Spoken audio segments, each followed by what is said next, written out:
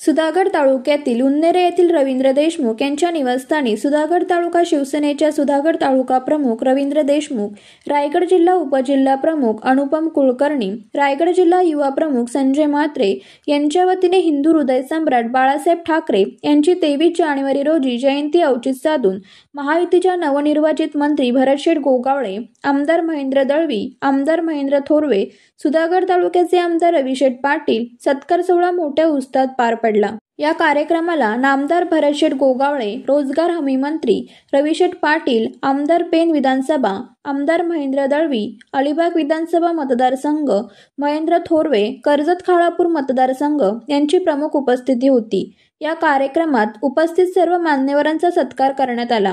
या कार्यक्रमाप्रसंगी शिवसेना उद्धव बाळासाहेब ठाकरे या पक्षाचे नेते मिलिंद देशमुख यांच्यासह शेकडो कार्यकर्त्यांनी शिवसेना शिंदे गट या पक्षात प्रवेश केले। मिलिंद देशमुख यांची शिवसेना शिंदे गट पक्षाच्या रायगड जिल्हा संपर्क प्रमुख पदी निवड करण्यात आले। या कार्यक्रमाला अनेक मान्यवरांनी भाषण केली।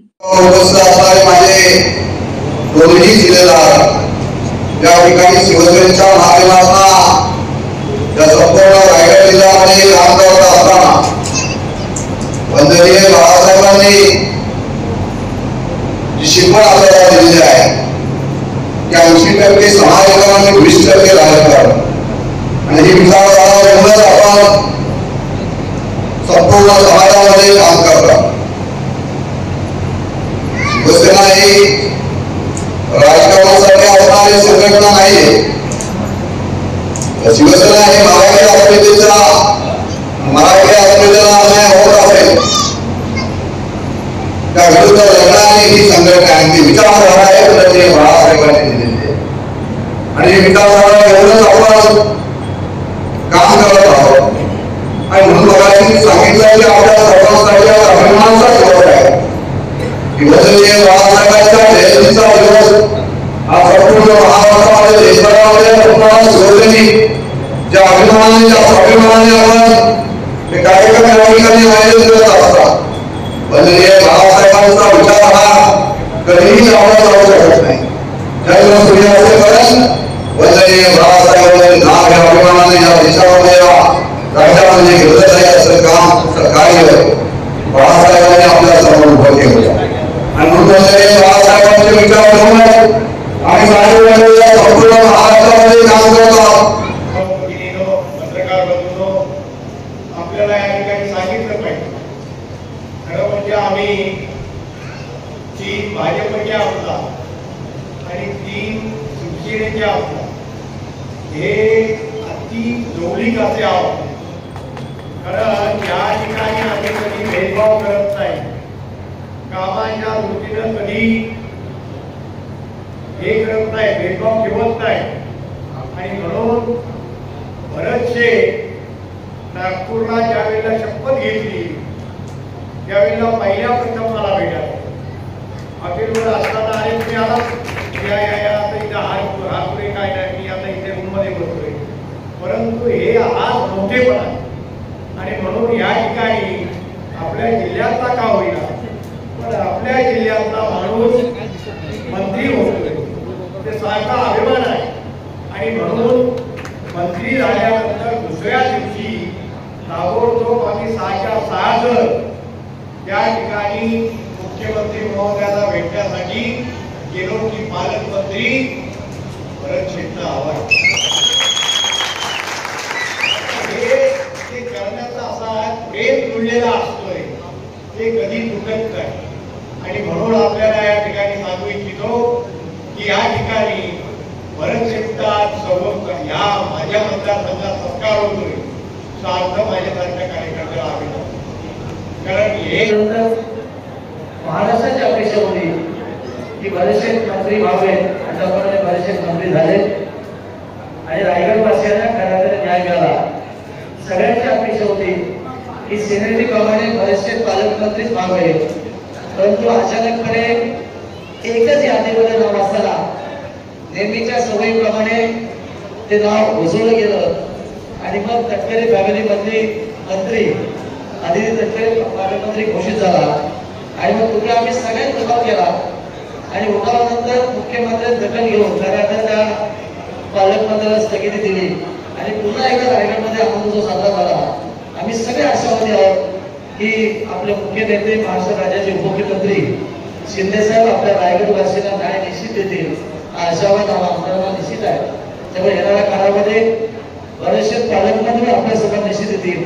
पण आज खऱ्या अर्थाने सुधागड तालुक्याने आज त्यांचा सत्कार लावला. तर अपेक्षा एवढी होती या कार्यक्रमाचं नियोजन करत असताना बरेचसे पालकमंत्री म्हणून येतील असा आशावाद होता. आणि नवीन आम्ही सांगितलं त्या काळामध्ये बरेचसे पालकमंत्री म्हणून आपल्यासमोर निश्चित येतील. तो आपला अधिकार आहे. तो अधिकार कोणी झालेला आहे. तसं कालच्या देशाच्या मिटिंगनंतर रायगड जिल्ह्याचे खासदार तटकरे साहेबांनी पत्रक परिषद घेतली आणि त्यांनी पुन्हा त्या आकड्याच्या तारीख करण्याचा प्रयत्न केला. नेहमीप्रमाणे दुसऱ्याला कमी लेखन हा त्यांचा स्वभाव आहे. आणि त्या स्वभावाला छेद देण्यासाठी खऱ्या अर्थाने आजचं जे काही माझं भाष्य आहे ते विशेषतः पत्रकारांनी रेकॉर्ड करावं. कारण मध्यंतरी ते बोलून गेले की जो एक पहाडमध्ये उठाव झाला आणि त्या उठावाचं चित्रफित जेव्हा पब्लिक झाली तेव्हा तटकरे साहेबांनी त्यांनी भाष्य केलं की रायगडमध्ये असं कृत्य करणं उचित नाही आहे. आम्ही तो सुसंस्कृत आहोत. आता तटकरे साहेब किती सुसंस्कृत आहेत हे 1992 पासून आतापर्यंत त्या रायगडच्या प्रत्येक व्यक्तीला माहित आहे, मतदाराला माहित आहे. आणि हा पूर्व एकच कारण परवा मुक्तागिरी आणि बाळासाहेब भवनला एवढी प्रचंड गर्दी झालेली होती आणि ती केवळ आणि केवळ आपला आमदार या जिल्ह्याचा पालकमंत्री व्हावा याकरता. त्यासाठी तुम्हाला सगळ्यांना माझा मानाचा मुद्रा सगळ्यांना. कारण ज्यांनी रायगडची ताकद काय होती ती दाखवून दिली की आम्ही एकत्र झाल्यानंतर काय करू शकतो. आम्हाला आमच्या नेत्यांना कोणाला अडचणी जाण्याच्या नाही आहे किंवा आम्हाला पक्ष संघटनेला अडचणी जाण्याच्या नाही. परंतु वस्तुस्थिती पण नाकारता कामा नये. कारण वस्तुस्थिती ज्यावेळेला दिसते त्यावेळेला आपण डोळे झाकायचे नसतात. ही आम्हाला बाळासाहेबांनी दिलेली शिकवण आहे आणि तीच घेऊन आम्ही चालले होतो. महेंद्रसिंह तळवलीबाई सांगितलं की बऱ्याचशा वर्षापासून त्यांचे सहकारी मित्र संघटित होते. त्यांना पहिलं फसवलं तरी पण ते त्यांच्या मुलगात गात होते. आम्ही सांगितलं अरे एवढं काय केलं लिंबू फिरवलं युतीमध्ये जायचं युतीमध्ये जायचं आहे तुला हरकत नाही. त्यावेळेला मला वाटतं आमची ताई होती वाटतं जिल्हा परिषद सदस्य होय ना. तरी पण त्याने ते सगळं पाठीवरती टाकून मी त्याला चालला होता. पण ते एकच आमचा मावळा किल्ला लढत होता आणि तो कर्जत खाला पण होता. आम्ही त्याला समजावण्याचा प्रयत्न करत होतो.